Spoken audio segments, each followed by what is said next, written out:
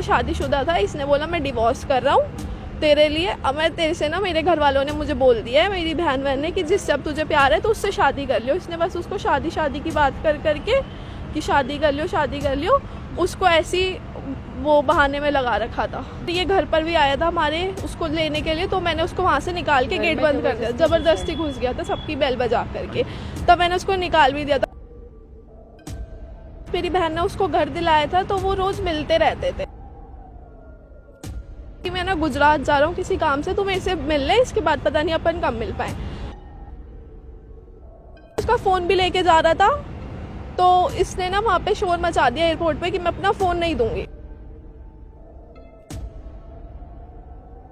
अजमेर जाते जाते पूरे टाइम उसको फ़ोन कर रहा, तू मेरे से मिलने आ जा, मैं तेरे से प्यार करता हूँ, मैं आ रहा हूँ, ऐसे बोल के उसको पूरा टाइम फ़ोन पे फ़ोन करता रहा। उसने कहा मैं नहीं आ रही, मैं अपनी बहन के साथ जा रही हूँ।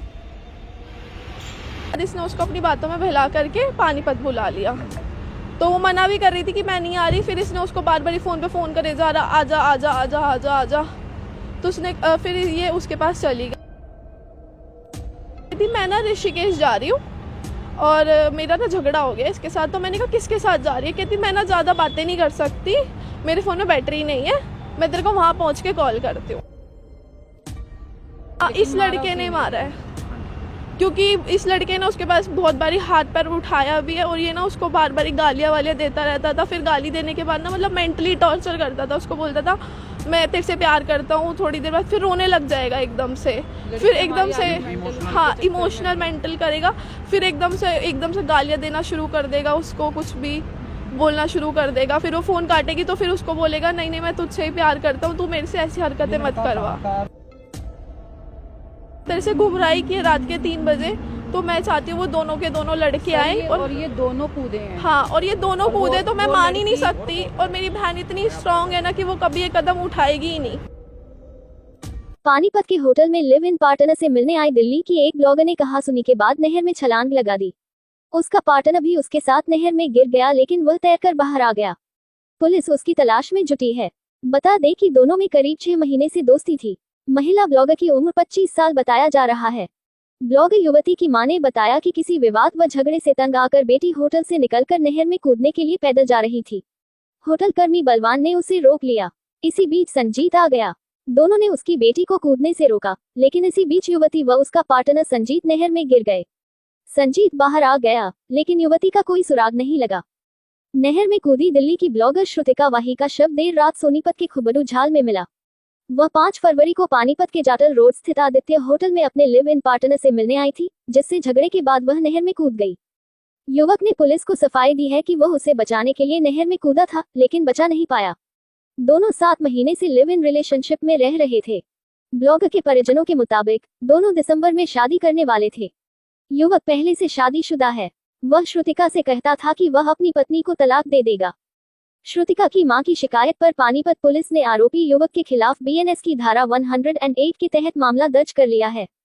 पानीपत मॉडल टाउन थाने में दर्ज शिकायत में दिल्ली निवासी शालिनी वाही ने बताया है कि उनकी बेटी श्रुतिका 6 से 7 महीने से करनाल जिले के मोर माजरा के रहने वाले संजीत मान के साथ लिव इन रिलेशनशिप में थी।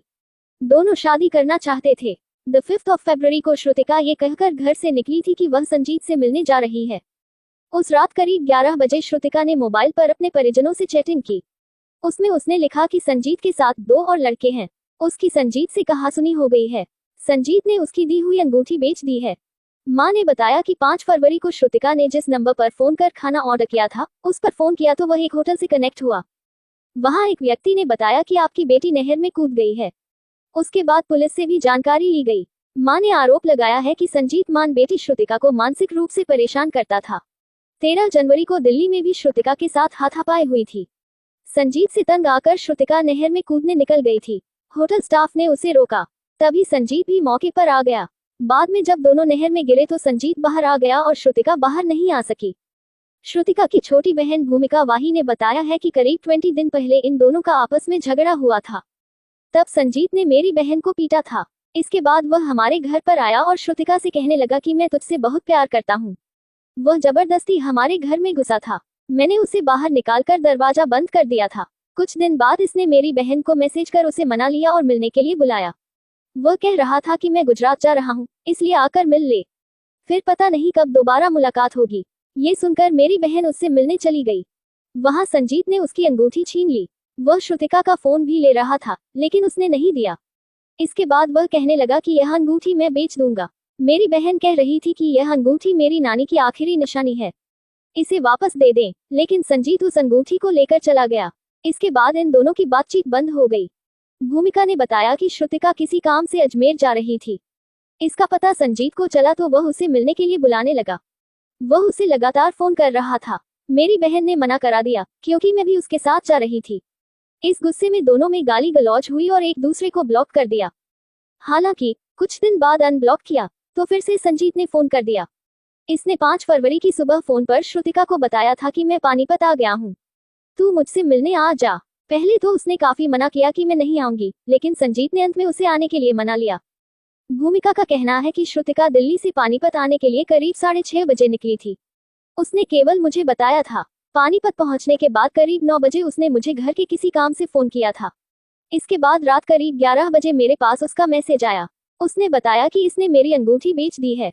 ये बहुत बुरा इंसान है, मेरा इससे झगड़ हो रहा है। इसके बाद कोई मैसेज नहीं आया। वह जब भी बाहर जाती थी तो मुझे लास्ट 2 बजे तक फोन कर सब बता देती थी, लेकिन उस दिन इसका फोन नहीं आया। फिर मैंने उसे करीब 3 बजे फोन किया तो उसने फोन नहीं उठाया। कुछ ही देर में उसके फोन से मैसेज आया कि मैं घर आ रही हूँ। श्रुतिका को संजीत लाइव स्ट्रीमिंग ऐप पर मिला था। मेरी बहन बीगो जैसी कुछ ऐप पर स्ट्रीमिंग करती थी। जांच अधिकारी सी विकास ने बताया है कि परिजनों के बयानों के आधार पर आत्महत्या के लिए उकसाने का केस दर्ज कर लिया है। प्रारंभिक जांच में सामने आया है कि महिला अपने लिव इन पार्टनर से झगड़ा करने के बाद नहर की ओर कूदने के लिए दौड़ी थी। सीसीटीवी फुटेज खंगाले जा रहे हैं। आगामी तफ्तीश जारी है। के पास तालाब में तैर रही है।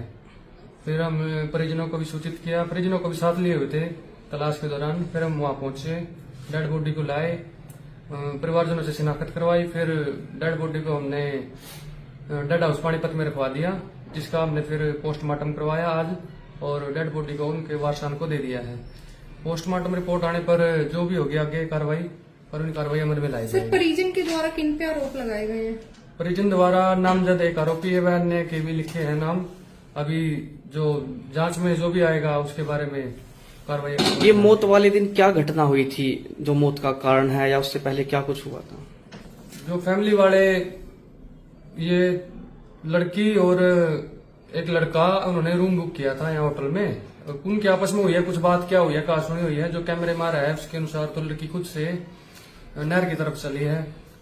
बाकी अभी तफ्तीश जारी है, जो होगी कार्रवाई में लगाई जाएगी। डेजिग्नेशन मैं एसआई विकास, थाना मॉडल टाउन पानीपत।